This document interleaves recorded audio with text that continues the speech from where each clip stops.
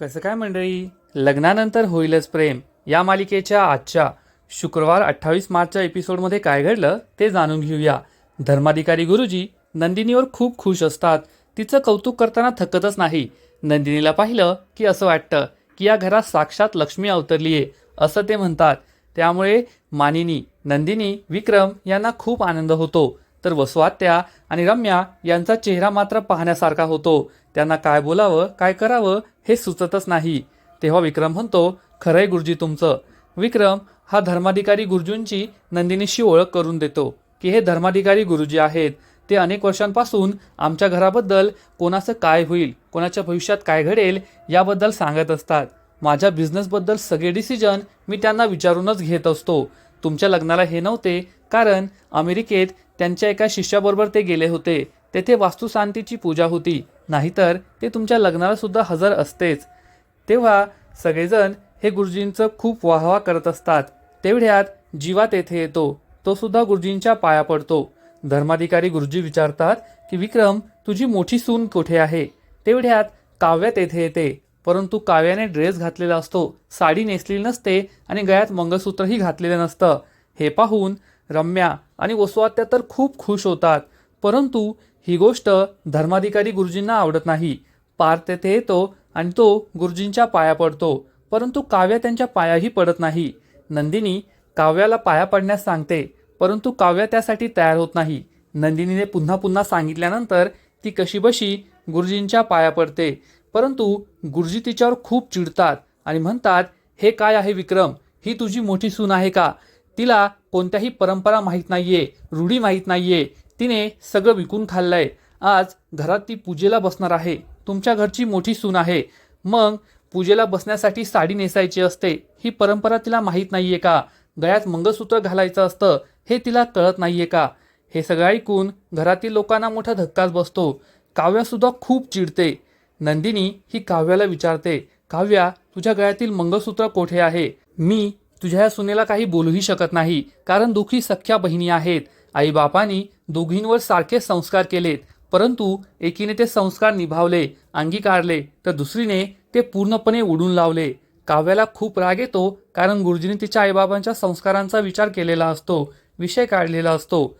वसुआत्या ही आगीत आणखीन तेल ओतते आणि म्हणते, काव्या, कोठे आहे तुझ्या गळ्यातील मंगळसूत्र? मंगळसूत्र घालू नये. कोठे हरवलं की काय? काव्या म्हणते, हो हरवलंय. मी आंघोळीला जाण्यापूर्वी ते टेबलवर काढून ठेवलं होतं. परत येऊन पाहिलं तर ते मंगळसूत्र गायब झालंय. मला नाही सापडलं. हे ऐकून सर्वांनाच मोठा धक्का बसतो. वसुआत्या चिडून म्हणते, तुला साधं मंगळसूत्र सुद्धा सांभाळता येत नाही का? मग संसार कसा सांभाळशील? हे घर कसं सांभाळील? धर्माधिकारी गुरुजी आणखीनच चिडतात. ते म्हणतात की आता मी या घरात पूजा करणं शक्य नाही. अशा मुलीबरोबर मी कोणतीही पूजा सांगणार नाही.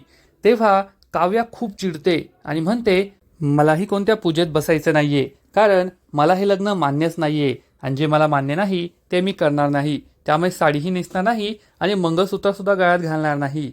हे ऐकून वसुआत्या ही पार्थला म्हणते, पार्थ, तुझी बायको हे काय बोलते? तिला मंगळसूत्र घालून यायला सांग, साडी नेसायला सांग. तर पार्थ म्हणतो, नाही वसुआत्या, मीच त्यांना सांगितलंय आणि मी त्यांच्यावर कोणतीही जबरदस्ती करणार नाही. जबरदस्ती करणं हे कोणत्याही गोष्टीचा उपाय होत नाही. नंदिनीला मोठा धक्काच बसतो. तर वसुआत्या आगीत आणखीन तेल ओतते. अरे रे, आता हा पार्थसुद्धा धर्माधिकारी गुरुजींचा अपमान करतोय. एवढा अपमान याआधी त्यांचा कधीच झाला नव्हता. मानिनी ही वसुआत्यावर चिडून म्हणते, तुम्ही शांत बसा ताई. आणि ती काव्याला समजवण्याचा प्रयत्न करते की काव्या, असं करू नको. तू आता आमच्या घरची मोठी सून आहे. तू जाऊन साडी नेसू नये, कमीत कमी गळ्यात मंगळसूत्र तरी घाल. परंतु काव्या त्यासाठी नकार देते आणि म्हणते, मी नाही घालणार गळ्यात मंगळसूत्र. मला जे आवडत नाही, जे नातं मान्य नाही, ते मी करणार नाही. धर्माधिकारी गुरुजी म्हणतात, बस झालं. या मुलीला परंपरा, रूढी यांचं काहीही देणं घेणं नाहीये आणि अशा घरात मी आता थांबणार नाही. याआधी माझा एवढा अपमान कधीही झाला नव्हता. गुरुजी रागारागाने जाऊ लागतात. तर नंदिनी त्यांना थांबवते आणि म्हणते, गुरुजी, मी तुमची माफी मागते, परंतु तुम्ही जाऊ नका. तुम्ही येथेच थांबा. काव्या ही काहीही ऐकायला तयार नसते. तेव्हा मानिनी सुद्धा चिडते आणि काव्याला म्हणते, तुला गळ्यात मंगळसूत्र घालावंच लागेल. पण काव्या म्हणते, नाही, मी नाही घालणार. त्यामुळे नंदिनीला खूप राग येतो. नंदिनी काव्यावर चिडून म्हणते, बस झालं काव्या, तू आता एक शब्दही बोलायचा नाही. आणि ती काव्याला हाताला धरून रूममध्ये येते. ती काव्याच्या रूममध्ये मंगळसूत्राची शोधाशोध करू लागते, पण तिला मंगळसूत्र कुठेही सापडत नाही. ती काव्यावर चिडून विचारते, कुठे ठेवलंय मंगळसूत्र? इतका हलगर्जीपणा तू कसा काय करू शकते? तुला मंगळसूत्राचं महत्त्व कळतं की नाही? जेव्हा लग्न होतं ना, तेव्हा नवरा हा बायकोच्या गळ्यात हे मंगळसूत्र घालतो. लग्न झालंय याबद्दल हे मंगळसूत्र आपल्याला सांगत असतं. या मंगळसूत्रामध्ये 2 वाट्या असतात. गुरुजी एका वाट्यामध्ये हळदीकुंकू भरतात, तर दुसऱ्या वाटीमध्ये साखर भरतात. हळदीकुंकू हे सौभाग्याचं लेणं असतं, तर साखर ही सासरला मुलगी गेल्यावर सगळ्यांशी गोड वाकेल म्हणून असतं. परपुरुषाची नजर नाही राहत जर आपण गळ्यात मंगळसूत्र घातलं तर. आणि या मंगळसूत्राला खूप महत्त्व आहे. काव्या चिडून म्हणते, ते लग्नच मी मानत नाही तर मंगळसूत्राचं महत्त्व मला काय असेल? त्यामुळे मी मंगळसूत्र घालणार नाही, मला याबद्दल काहीही सांगू नको. गुरुजी हे रागारागाने जाऊ लागतात. रम्याला खूप आनंद झालेला असतो. तेवढ्यात आजूबाजूच्या बायका तेथे येतात आणि विचारतात, आम्ही तुमच्या दोन्ही सुनांना भेटायला आलो आहोत, कुठे आहेत दोन्ही सुना? तर वसू त्यांना सगळं सांगू लागते की एक तर तयार झाली आहे, पण दुसरी अजून तयारच होत नाहीये आणि या दोघं मुलांचं लग्नसुद्धा. परंतु पार्थ वसू आत्याला गप्प बसवतो.